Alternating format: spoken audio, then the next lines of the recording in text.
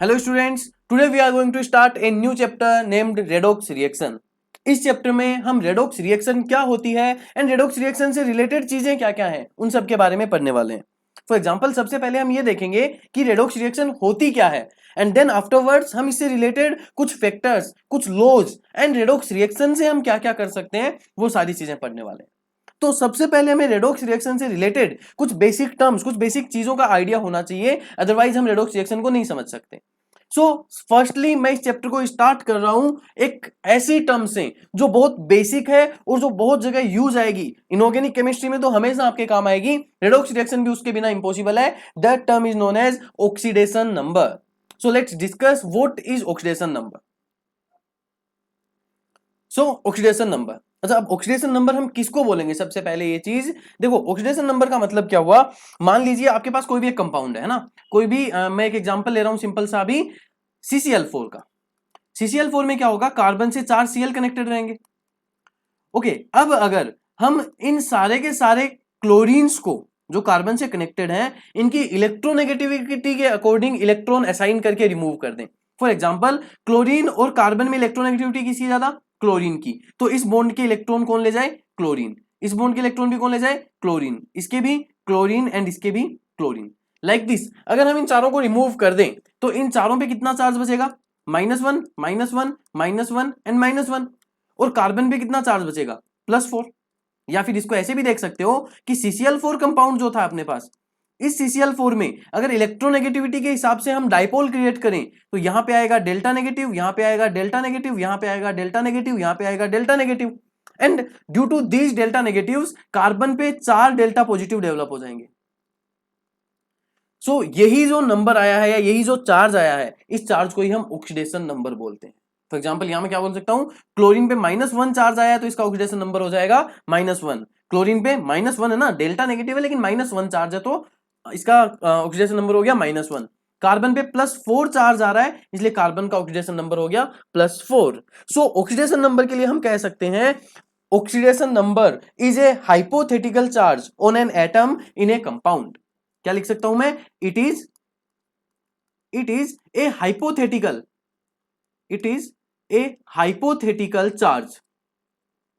Actually अगर compound के अंदर देखोगे CCl4 में कार्बन पे एक तरह से कोई चार्ज नहीं है, न्यूट्रल है CCl4. क्लोरीन पे भी कोई चार्ज नहीं है, लेकिन एक हाइपोथेटिकल चार्ज हम एज्यूम कर सकते हैं. कैसे कि जिसकी इलेक्ट्रोनेगेटिविटी के अकॉर्डिंग हम सारे के सारे एटम्स को एक दूसरे से अलग कर दें. तो so it is a hypothetical charge on an atom, on an atom in A compound. Okay, अब एक चीज और देखिएगा, अगर एक आयनिक कंपाउंड की आप बात कर रहे हो तो आयनिक कंपाउंड में आपको ऑक्सीडेशन नंबर डायरेक्ट दिख जाएगा क्योंकि आयनिक कंपाउंड दो आयन्स से मिलकर बना होता है. तो उसमें ये हाइपोथेटिकल चार्ज नहीं रहेगा. एक्चुअली उन एटम्स का जो है ये एक्चुअल चार्ज बन जाएगा कि उनपे जो चार्ज है वही उसका क्या हो जाएगा? ऑक्सीडेशन नंबर हो जाएगा. तो पहले हम कुछ बेसिक बातें कर लेते हैं ऑक्सीडेशन नंबर के बारे में एंड देन फर्दर मैं आपको बता दूंगा किस किस का कैसे कैसे होता है. सो पहली चीज तो आप समझ गए, it is hypothetical charge on an atom in A compound. Okay, अब इसके बारे में हम ये भी तो बोल सकते हैं कि it is charge on an atom after removing all other atoms connected to it. बोल सकते हैं ना. सो इसके बारे में मैं क्या बोल सकता हूं? It is charge on an atom, charge on an atom after removing all atoms connected to it, all atoms connected to it by assigning electrons according to their electronegativity,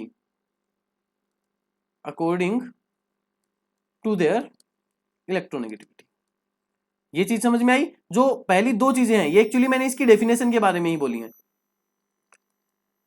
ठीक है, ये हाइपोथेटिकल चार्ज है किसी atom पे compound में जो हमने यहां देखा, या फिर अगर हम सारे एटम्स को रिमूव कर दें उनकी इलेक्ट्रोनेगेटिविटी के अकॉर्डिंग इलेक्ट्रॉन देते हुए तो जो उन पे चार्ज बचेगा उन सब पे, उसी को हम क्या बोलेंगे? इसका ऑक्सीडेशन नंबर बोलेंगे. मैं कैलकुलेट करना सिखाऊंगा आपको डिटेल में. पहले एक दो बातें और कर लेते हैं हम, एक दो इंपॉर्टेंट चीजें बता देता हूं मैं आपको ऑक्सीडेशन नंबर के बारे में जो आपको हमेशा याद रखनी है. वो क्या क्या है? पहली चीज, अगर कोई भी एलिमेंटल फॉर्म में है अपनी, अगर कोई भी कंपाउंड, कोई भी एलिमेंट, कुछ भी अपनी एलिमेंटल फॉर्म में है. अच्छा, एलिमेंटल फॉर्म का मतलब क्या हुआ?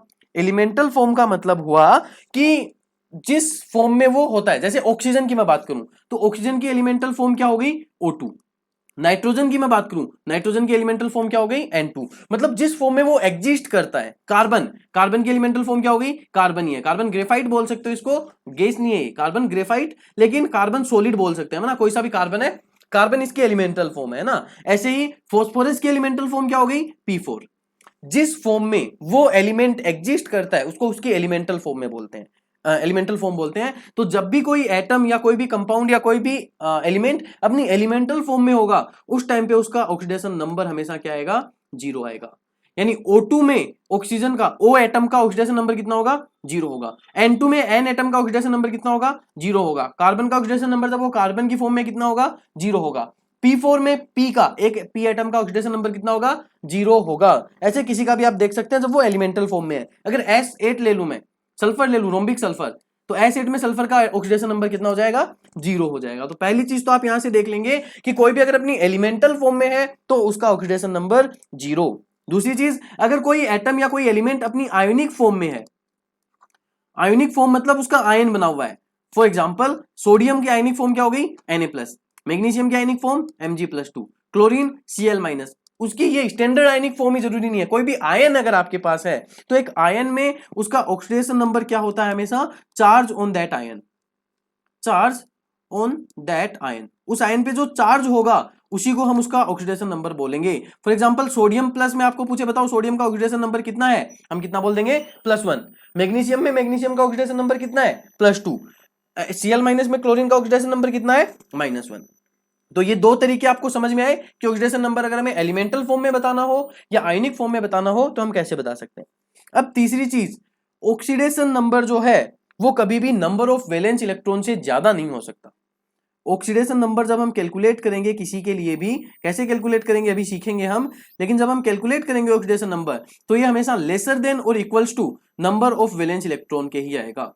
यानी या तो नंबर ऑफ वैलेंस इलेक्ट्रॉन से कम होगा ऑक्सीडेशन नंबर या तो नंबर ऑफ वैलेंस इलेक्ट्रॉन के बराबर होगा ऑक्सीडेशन नंबर। फॉर एग्जांपल अगर आप सल्फर के लिए ऑक्सीडेशन नंबर देखोगे तो सल्फर के लिए ऑक्सीडेशन नंबर आपको हमेशा कितना मिलेगा, लेसर देन इक्वल टू 6 मिलेगा।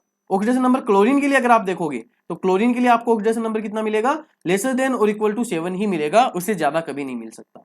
किसी भी एटम के लिए आप देखोगे तो उसके वैलेंस इलेक्ट्रॉन जो है उनसे कम या उनके बराबर ही आपको ऑक्सीडेशन नंबर मिलेगा, उससे ज्यादा कभी नहीं मिल सकता। ये चीज आप याद रखेंगे। कुछ केसेस आप देखेंगे जिनमें वो ज्यादा हो सकता है, लेकिन वहां पे अब हमें पता चल जाएगा कि कुछ गड़बड़ है। जैसे ही ज्यादा आ गया कुछ गड़बड़ होगी, उसको हम सोल्व कर लेंगे, कैसे ज्यादा आएगा, कहां ज्यादा आएगा, सारी चीजें हम डिटेल में डिस्कस करेंगे। अभी के लिए याद रख लो। एंड लास्ट चीज मैं बोल चुका हूं उसको तो वैसे भी कि ऑक्सीडेशन नंबर जो है वो एक तरह से पार्शियल चार्ज, जैसा हमने पिछली स्लाइड में देखा था कि अगर CCl4 लोगे तो CCl4 में आपको क्लोरीन पे सारों पे delta negative delta negative delta negative delta negative मिलेगा, कार्बन पे delta positive delta positive delta positive delta positive. इसका मतलब एक कोवेलेंट कंपाउंड में उसका जो पार्शियल चार्ज होगा वो उसका ऑक्सीडेशन नंबर होगा, और एक आयोनिक कंपाउंड में जो उसका चार्ज होगा, टोटल चार्ज जो होगा उस पे एटम्स पे, वो उनका ऑक्सीडेशन नंबर होगा। तो इस चीज को भी हम पॉइंट में लिख लेते हैं ताकि हमारे याद रहे ये चीज भी। इसके बाद में क्या लिख सकता हूं मैं, लास्ट पॉइंट, इन ए कोवेलेंट कंपाउंड, या फिर ऐसे लिख सकते हैं oxidation number represents, oxidation number represents complete charge,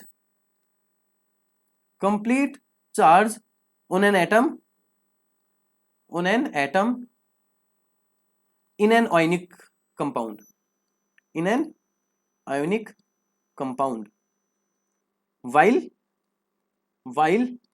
partial charge, while partial charge on an atom, partial charge on an atom in a covalent compound।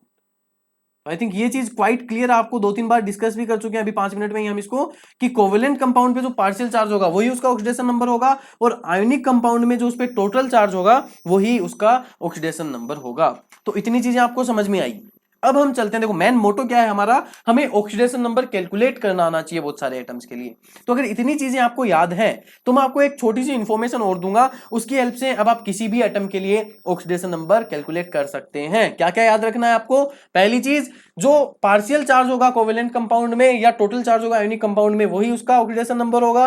दूसरी चीज, एलिमेंटल फॉर्म में अगर कोई है तो उस पे ऑक्सीडेशन नंबर उसका 0 होगा। आयोनिक फॉर्म में जो है तो जो चार्ज है वही उसका ऑक्सीडेशन नंबर होगा, और ऑक्सीडेशन नंबर कभी भी नंबर ऑफ वैलेंस इलेक्ट्रॉन से ज्यादा नहीं हो सकता, उनके बराबर या उससे कम ही होगा। अब मैं आपको एक सीरीज बता रहा हूं, उस सीरीज को ध्यान से देखिएगा। So now we are gonna discuss trustable series. ये कोई स्टैंडर्ड सीरीज नहीं है, कोई बुक में आपको नहीं मिलेगी, ये मैंने अपने हिसाब से बनाई है। ये एक ऐसी सीरीज है जिसके ऑक्सीडेशन नंबर पे हम ट्रस्ट कर सकते हैं, और उनकी हेल्प से हम बाकी सबके ऑक्सीडेशन नंबर कैलकुलेट करेंगे। ट्रस्ट क्यों कर सकते हैं? क्योंकि वो बिन पेंदी के लोटे नहीं है। ये क्या मतलब हुआ? मतलब उनका ऑक्सीडेशन नंबर बार बार बदलता नहीं है, दुनिया इधर से उधर हो जाएगी, वो अपना ऑक्सीडेशन नंबर नहीं बदलेंगे, अपने जो सिद्धांत है उन पे डटे रहेंगे वो। तो उस सीरीज को मैं आपको याद करा दूंगा अभी, और उसकी हेल्प से हम बाकी सबके ऑक्सीडेशन नंबर इजीली कैलकुलेट कर सकते हैं। कौन कौन है याद रखिएगा एजीटीज, जितने भी फर्स्ट ए वाले एलिमेंट होते हैं।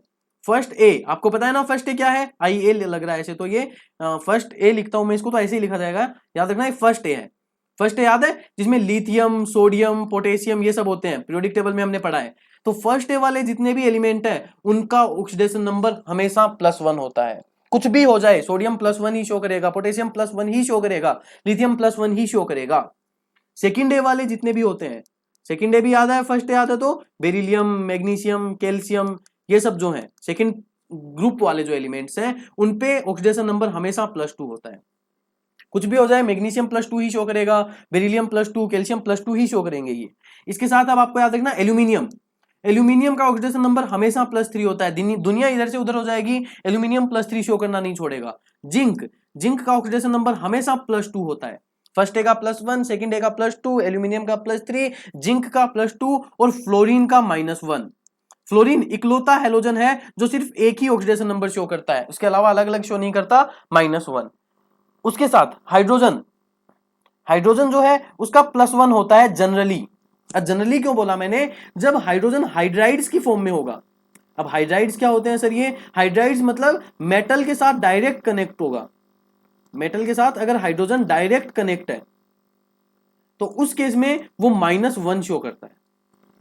हाइड्रोजन +1 शो करेगा, लेकिन अगर मेटल के साथ है, जैसे NaH मैंने ले लिया, तो NaH में हाइड्रोजन का कितना होगा? -1, क्योंकि Na का तो ऑटोमेटिकली मेटल जो है वो प्लस शो करते हैं, तो हाइड्रोजन को -1 शो करना पड़ेगा। इसलिए हाइड्रोजन अगर मेटल के साथ कनेक्टेड है तो -1, अदरवाइज हमेशा +1। अब 3 इंपॉर्टेंट बता रहा हूं मैं आपको, 4 ले लेते हैं हम, oxygen, nitrogen, chlorine and sulphur.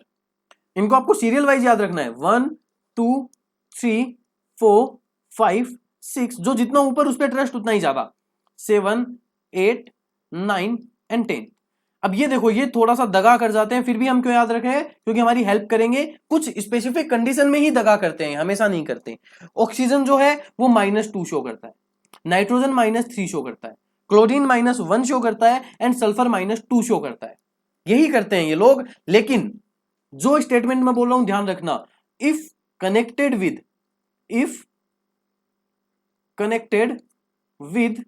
more electronegative element, if connected with more electronegative element, more electronegative element का मतलब क्या हुआ? वो एलिमेंट जिसकी इलेक्ट्रोनेगेटिविटी इनसे ज्यादा हो। if connected with more electronegative element then show positive oxidation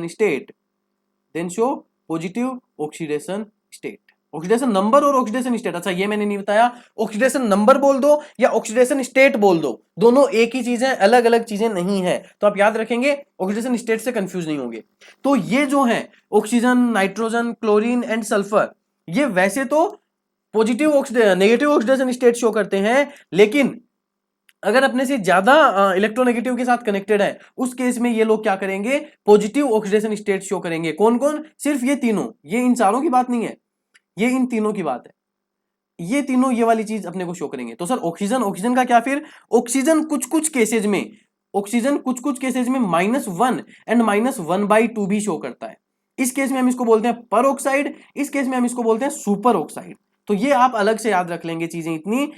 first A हमेशा +1, सेकंड ए +2, एल्यूमिनियम +3, जिंक +2, फ्लोरीन -1, हाइड्रोजन +1 लेकिन मेटल के साथ होगा तो -1, ऑक्सीजन -2 लेकिन पेरोक्साइड और सुपर ऑक्साइड होगा तो -1 एंड -1/2, नाइट्रोजन -3 अगर इलेक्ट्रोनेगेटिव एलिमेंट, अपने से ज्यादा इलेक्ट्रोनेगेटिव एलिमेंट के साथ कनेक्टेड है तो पॉजिटिव शो करेगा। क्लोरीन -1 अपने से ज्यादा वाले के साथ है तो पॉजिटिव शो करेगा, सल्फर -2 अपने से ज्यादा वाले के साथ है तो पॉजिटिव शो करेगा। सल्फर पॉजिटिव कौन कौन सी शो कर सकता है? +2 कर सकता है, +4 कर सकता है, +6 कर सकता है। क्लोरीन कौन कौन सी कर सकता है? +1 कर सकता है, +3 कर सकता है, +5 कर सकता है, +7 कर सकता है। नाइट्रोजन कौन कौन सी कर सकता है? +1 कर सकता है, +3 कर सकता है। Got it? तो ये +5 भी कर सकता है, +5 भी करता है। तो ये पॉजिटिव ऑक्सीडेशन स्टेट ये तब शो करेंगे जब इनसे ज्यादा इलेक्ट्रोनेगेटिव एलिमेंट इनके साथ अटैच्ड हो। ठीक है जी, इतनी चीजें समझ में आ गई आपके। चलिए नेक्स्ट, अच्छा इसको याद रखने का एक इजी तरीका बताऊं। जिसके आउटर मोस्ट में ओड इलेक्ट्रॉन है वो सिर्फ ओड ऑक्सीडेशन स्टेट शो करेगा, जिसके इवन इलेक्ट्रॉन है वो इवन शो करेगा। और मैक्सिमम कितनी कर सकता है? जितने उसके पास आउटर मोस्ट में, जैसे सल्फर के आउटर मोस्ट में 6 है, 6 है तो इवन है तो +2 +4 +6, 6 से ज्यादा तो शो कर ही नहीं सकता। क्लोरीन के आउटर मोस्ट में 7 है, ओड है तो +1 +3 +5 +7, उससे ज्यादा तो कर ही नहीं सकता। नाइट्रोजन के आउटर मोस्ट में 5 है तो +1 +3 +5, उससे ज्यादा तो कर ही नहीं सकता। सो ऐसे हम देख सकते हैं कौन कौन क्या क्या याद करे, रिप्रेजेंट करेगा। ये चीजें आपको याद रखनी है, इंपॉर्टेंट सीरीज है, आपको याद रखनी है, आपकी पूरी हेल्प करेगी। अगर इतनी चीजें आपको याद है जो अभी तक मैंने बताई हैं, आप किसी भी एटम का किसी भी कंपाउंड में oxidation state, oxidation number easily calculate कर सकते हैं। कैसे कर सकते हैं? अब मैं आपको उसके लिए रूल बता रहा हूं 2-3, और फिर डायरेक्ट हम कैलकुलेट करके देखेंगे कि कैसे कैसे हम सबके लिए उनका वो कैलकुलेट कर सकते हैं oxidation number. So let's discuss calculation of oxidation number. अच्छा, अब ऑक्सीडेशन नंबर को कैलकुलेट करवाने के लिए मैं आपको कोई थ्योरी नहीं बताने वाला हूं, यहाँ पे पॉइंट्स नहीं लिखवाने वाला हूं, मैं डायरेक्ट क्वेश्चंस की हेल्प से आपको समझाऊंगा। और आपको भी वैसे ही याद रखना है, जो मैं क्वेश्चंस कराऊंगा, जो एग्जांपल्स कराऊंगा उनको नोट कर लीजिएगा। थ्योरी याद रखने की या थ्योरी नोट करने की कोई जरूरत नहीं है। कैसे कैलकुलेट? आपको क्वेश्चन पूछा जाएगा calculate oxidation number, calculate oxidation number, calculate oxidation number of Mn in KMnO4। Simple ऐसा क्वेश्चन मिल गया आपको, calculate oxidation number of Mn in KMnO4। इस केस में आप क्या करेंगे? सॉल्यूशन कैसे सोल्व करेंगे इसको? अब यहां हमारे ट्रस्टेबल सीरीज याद होनी चाहिए, क्योंकि अगर ट्रस्टेबल सीरीज याद है, K का ऑक्सीडेशन नंबर कुछ भी हो जाए मुझे पता है कितना रहेगा, +1 ही रहेगा। हम दूसरे पेन से लिखता हूं मैं, आपको दिखे, K का ऑक्सीडेशन नंबर कुछ भी हो जाए कितना रहेगा? +1 ही रहेगा। ऑक्सीजन का ऑक्सीडेशन नंबर, जब तक हमें ऐसी कोई इंफॉर्मेशन गिवन नहीं हो, कुछ स्पेशल केस नहीं हो, तब तक इसका ऑक्सीडेशन नंबर कितना रहेगा? -2 ही रहेगा। हमें किसका नहीं पता? Mn का। फाइंड आउट भी किसका करना है? Mn का। यहां अगर इसने पूछा होता find oxidation number of potassium in KMnO4, आप बिना कैलकुलेशन के बता देते कितना आएगा? +1। Calculate oxidation number of oxygen in KMnO4, बिना कैलकुलेशन के हम बता देते कितना आएगा? -2। हमें पता है, लेकिन Mn का हमें नहीं पता, वो हमें कैलकुलेट करना है। तो उस केस में आप क्या करेंगे? इस कंपाउंड का टोटल चार्ज आप देखेंगे, कितना है इस पे टोटल चार्ज? 0। न्यूट्रल है, अगर कोई आयन होता तो उस पे चार्ज होता, कंपाउंड पे टोटल चार्ज तो 0 है। तो यानी अगर मैं पोटेशियम का चार्ज प्लस Mn का चार्ज प्लस ऑक्सीजन का चार्ज लिख दूं, सबको ऐड कर दूं, तो वो सब किसके बराबर आना चाहिए? 0 के बराबर आना चाहिए, जो हाइपोथेटिकल चार्ज है। और हाइपोथेटिकल चार्ज क्या होता है? उसका ऑक्सीडेशन नंबर होता है। तो पोटेशियम पे हाइपोथेटिकल चार्ज कितना है? +1 है। प्लस Mn पे हाइपोथेटिकल चार्ज या ऑक्सीडेशन नंबर कितना है उसका? हमें नहीं पता। जिसका ऑक्सीडेशन नंबर फाइंड आउट करना है उसका ऑक्सीडेशन नंबर x मान लो, सबके ऑक्सीडेशन नंबर को ऐड करो और जो चार्ज है उस पूरे कंपाउंड के ऊपर उसके बराबर कर दो। पोटेशियम पे हो गया +1 प्लस Mn पे हो गया x प्लस प्लस, है ना, मैं ब्रैकेट में लिखता हूं इसको तो आपको ताकि आपको ज्यादा अच्छे समझ में आए।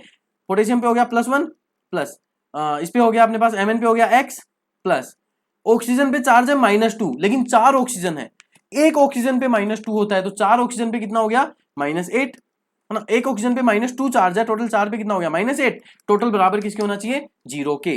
यानी यहां से ये आ जाएगा x - 7 = 0। तो x की वैल्यू कितनी आ गई मेरे पास? +7। यानी Mn का ऑक्सीडेशन नंबर कितना होगा इस क्वेश्चन में? +7 होगा। करना क्या है आपको? जिसका पूछा है उसका x एज्यूम कर लो, बाकी सबके चार्ज लिखो, सबको सम करो, 0 के बराबर पुट कर दो। अगर कंपाउंड है तो आयन है तो उस आयन के चार्ज के बराबर पुट कर दो और उसका ऑक्सीडेशन नंबर आ गया आपके पास। कैसे करेंगे एक बार और देखें करके, एक बार और कैलकुलेट करें, मैं कैलकुलेट करके दिखाता हूं आपको। इस नेक्स्ट क्वेश्चन को आप खुद करने की कोशिश कीजिएगा ना, खुद करके देखना, अगर हो जाए तो बहुत अच्छी बात है, नहीं हो तो फिर मैं बता ही रहा हूं। क्वेश्चन नंबर 2 या कंपाउंड 2 है SO2। SO2 में अब मैं अंडरलाइन करूंगा जिसको मैं करना होगा। SO2 में मैं सल्फर का बताना है कि बताओ भाई सल्फर का कितना हो जाएगा ऑक्सीडेशन नंबर। आप बोलोगे सर सल्फर का तो हमें पता है, सल्फर का कितना होता है? -2। लेकिन मैंने बोला था कि सल्फर से जब इससे ज्यादा इलेक्ट्रोनेगेटिव एलिमेंट जुड़ा हो तब ये पॉजिटिव शो करेगा, और पॉजिटिव में कोई सा भी शो कर सकता है। ऑक्सीजन की इलेक्ट्रोनेगेटिविटी सल्फर से ज्यादा है, यानी सल्फर का पूछा भी है अपने को, तो सल्फर -2 तो नहीं करेगा यहाँ पे, कितना करेगा जल्दी से देख लेते हैं। SO2 पे चार्ज तो 0 है, इसका x मान लो, है ना। O2 पे O पे -2 होता है, तो यानी यहां से क्या आ गया x माइनस, एक ऑक्सीजन पे -2, दो ऑक्सीजन है तो -4 बराबर किसके होना चाहिए 0 के, x की वैल्यू क्या आ गई +4। SO2 में सल्फर पे कितना होता है +4 चार्ज होता है। तीसरा SO3 आपको पूछा है, SO3 में सल्फर पे बताओ, सेम वही चीज, सल्फर का हो गया x, ऑक्सीजन पे होता है -2, ये हो गया -6 इक्वल्स टू 0, x की वैल्यू कितनी आ गई +6। SO3 में सल्फर पे कितना चार्ज होता है +6 चार्ज होता है। ऐसे आप किसी भी कंपाउंड में कैलकुलेट कर सकते हैं। अब और एक दो कंपाउंड लेते हैं, आप खुद कोशिश कीजिएगा, फिर देखिएगा कि आपका सही आ रहा है या गलत आ रहा है।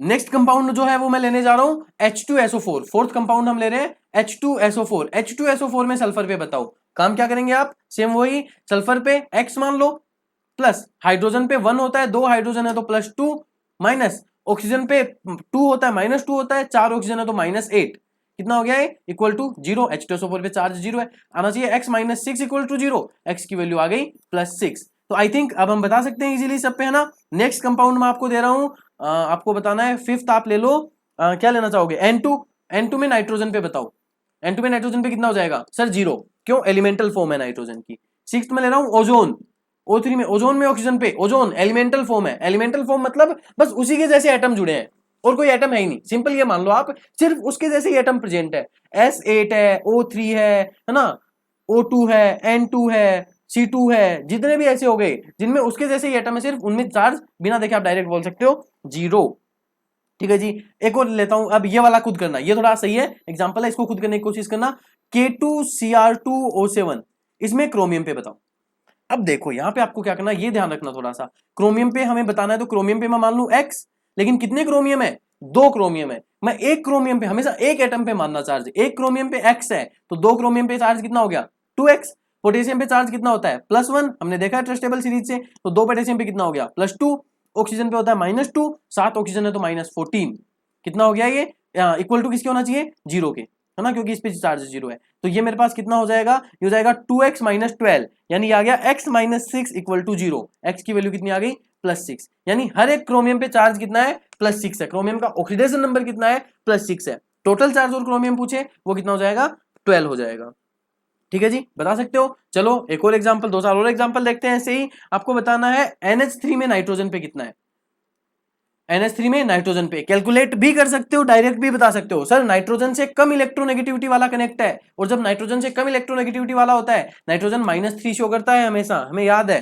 वैसे भी देख सकते हो हाइड्रोजन पे +3 हो गया, नाइट्रोजन पे -3 हो जाएगा। बताओ CO2 में कार्बन पे कितना होगा, 9th एग्जाम्पल हम ले रहे हैं, CO2 में कार्बन पे इजीली बता सकते हो, कार्बन पे x मान लो, ऑक्सीजन पे -2 होता है, x -4 बराबर हो जाएगा 0 के, x की वैल्यू आ गई 4, कार्बन पे कितना हो गया CO2 में +4। ऐसे दिखाते हैं जो ऑक्सीडेशन नंबर होता है ना उसको ऐसे दिखाते हैं, पोटेशियम पे +1, क्रोमियम पे +6, ऑक्सीजन पे -2, हाइड्रोजन पे +1, सल्फर पे +6, ऑक्सीजन पे -2, है ना, नाइट्रोजन पे -3, हाइड्रोजन पे +1, +3 नहीं +1, एक का ही दिखाएंगे सिर्फ ऑक्सीडेशन नंबर, और कार्बन पे +4, ऑक्सीजन पे -2। गॉट इट, समझ गए, निकाल सकते हो अब किसी के लिए भी, तो इस तरह से हम किसी के लिए भी, अच्छा थोड़ा कॉम्प्लिकेटेड वाला टाइप बना के देते तो भी निकाल पाओगे ना, कैसे निकाल पाओगे उसको देखेंगे हम, कॉम्प्लिकेटेड को आगे देखते हैं। अभी एक और ले लो 10th, 10 एग्जांपल करके खत्म करते हैं। Na2H2O3, इसमें हमें निकालना है सल्फर का, सल्फर का बताओ कितना होगा, तो सल्फर का कैसे कर लो, सल्फर का मान लो x, तो टोटल सल्फर का चार्ज हो गया 2x,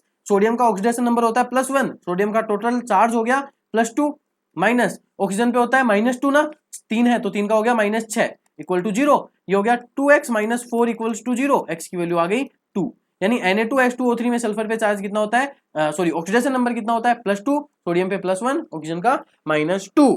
तो ऐसे आप किसी भी कंपाउंड में किसी भी एटम के लिए ऑक्सीडेशन नंबर इजीली कैलकुलेट कर सकते हैं। जितने भी एग्जांपल आपको मिले, जितने भी कंपाउंड आपको मिले, सब में कीजिएगा, कोई दिक्कत आए कमेंट बॉक्स में मुझे बताना, हम बिल्कुल उसके लिए कुछ ना कुछ सॉल्यूशन बनाने की कोशिश करेंगे। तो ये आज वाले इस लेक्चर में हमने देखा कि हम ऑक्सीडेशन नंबर होता क्या है और अलग अलग कंपाउंड्स के लिए हम ऑक्सीडेशन नंबर कैलकुलेट कैसे कर सकते हैं। अब अगर ये चीजें हमें समझ में आ गई तो अब इजीली हम oxidation reaction, reduction reaction and redox reaction को समझ पाएंगे, जिसको हम अगली क्लास में स्टार्ट करेंगे एंड डिस्कस करेंगे। तो तब तक आप जितने भी कंपाउंड आपको मिले उनके ऑक्सीडेशन नंबर कैलकुलेट करके देखिएगा, सारे एटम्स के ऑक्सीडेशन नंबर कैलकुलेट कर दीजिएगा बैठ के, और जितने भी हैं उनकी प्रैक्टिस एंड रिवीजन कीजिएगा। मिलते हैं हम जल्दी ही ऑक्सीडेशन एंड रिडक्शन पढ़ने के लिए। Thank you.